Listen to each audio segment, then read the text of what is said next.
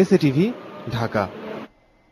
প্রতিদিন আগুনে পুড়ে ধোঁয়া হয়ে উড়ে যাচ্ছে প্রায় 250 কোটি টাকা। দেশের ধূমপায়ীরা প্রতিদিন গড়ে এই পরিমাণ টাকা ব্যয় করছে।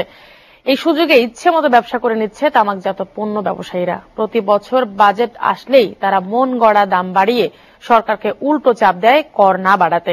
ধূমপানের ধুন্ধুমার আর টাকার ক্ষতি নিয়ে তাসরিক সঞ্চয়ের দুপর্বে ধারাবাহিক রিপোর্টের প্রথম পর্ব আজ।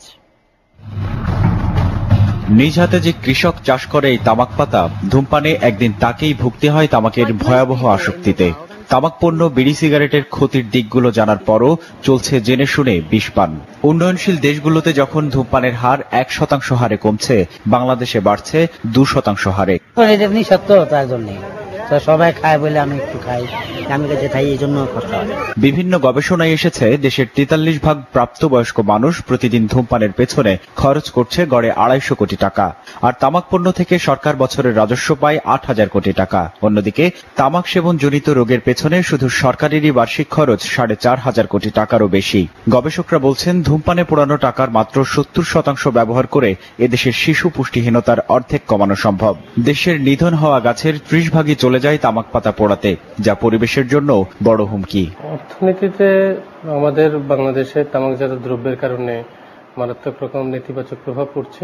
সামগ্রিকভাবে দেখা যায় যে এই যে তামাক সেবন করছে বাংলাদেশে প্রায় 4.5 কোটির মতো, এই জনসংখ্যার একটি বড় অংশ তামাকজনিত রোগে আক্রান্ত হয়। আমি দেখছি সিগারেট এবং বিড়ির ভোগ বাড়ছে এবং বিড়ির ব্যবহার হার জনসংখ্যার যে প্রবৃদ্ধি, পপুলেশনের গ্রোথ রেট, তার চাইতে বেশি। নীল চাষ করাবা আমারে দিয়ে, আমি পাটপুট ইত্যাদি তোমার ডান্ডিতে পাঠাই দেব, তুমি আমারে ধুতি লুঙ্গি বানায় এখানে পাঠাই দেবা, আমি তোমার ধুতি লুঙ্গি পরবো।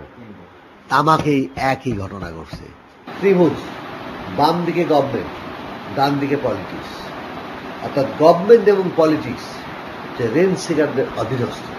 তামাক বিরোধী আন্দোলন আর সচেতনতা বাড়ানোর কাজ চললেও যখন ধূমপান কমছে না, তখন কর বাড়িয়ে দাম বাড়ানোর পরামর্শ গবেষক ও অর্থনীতিবিদদের।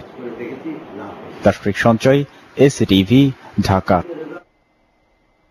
আজ পবিত্র শবে মেরাজ। ধর্মীয় ভাব গাম্ভীর্য